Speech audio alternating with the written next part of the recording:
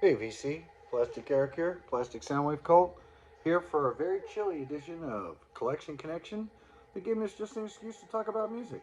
It's a game I play with my brother Bryce over on Good Show Ponsonby. Every Monday I make a video, he makes a connection to the album I talked to in that video, and on Thursday he makes a video about an album, then I find a connection to that, and so on and so forth. And you guys get to figure out what the connection is. So on the last connection, it came down to uh, the Humble Pie album had 3 covers by the Beatles on it, and Dead Letter Office has 3 covers by Lou Reed on it. And nobody got that one, not even Murdoch this time. So he gave it a good try though. But let's go ahead and get on with this video here.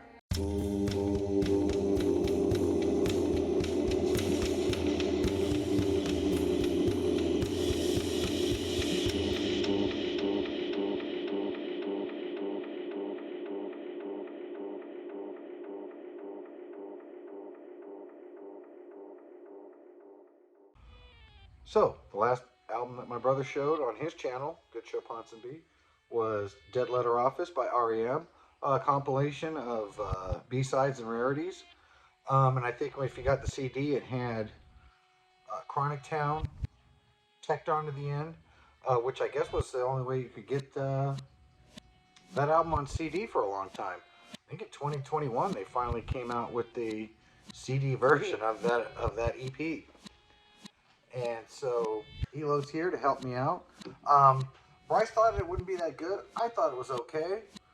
I didn't know if he figured that I'd like it or not. I liked it. I liked all the covers. I thought it was pretty interesting to listen to. Not the most bang up, I guess, REM album that I listened to, but shit, it's still a pretty darn good album. So at first, the connection that I was going to make was to Rankin Roger, but it turned out that was kind of a smokescreen, and I had to go. It would seem like it'd be a fairly easy connection, but it's not the connection that you think. I went with the B-52s, and if you're saying, "Hey, that's another Athens, Georgia band," you'd be correct, but it's not the connection. No, Athens, Georgia, jeez. So, you would think the connection is Athens, Georgia, but it's not. Even though it is a little bit.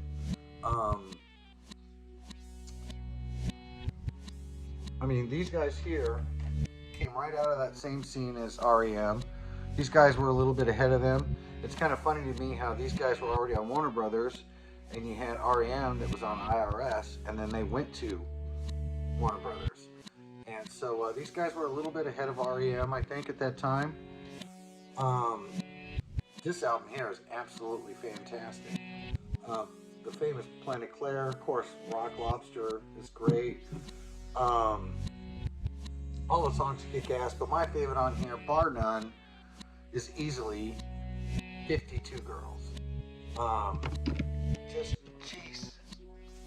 That song's a real banger as far as I'm concerned. It really knocks it out of the park. Rock Lobster is 6 minute and...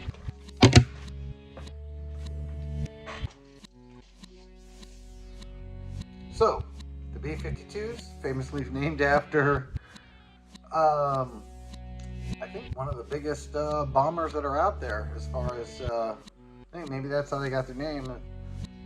Plane that's a big bomber, and they're big bombers too. Bodacious sound, big bouffant haircut. Come on. Everybody knows who these people are. This is such a great album. I always try to figure out what the high fidelity meant. I thought maybe that was the label, but apparently it's not. But yeah, the first half of this album is so solid. Second half is okay. It's still pretty good. But yeah, 52 Girls. If you get a chance, listen to that song because it's so good. I think it's one of the more B-52 sounding songs that's out there, I think.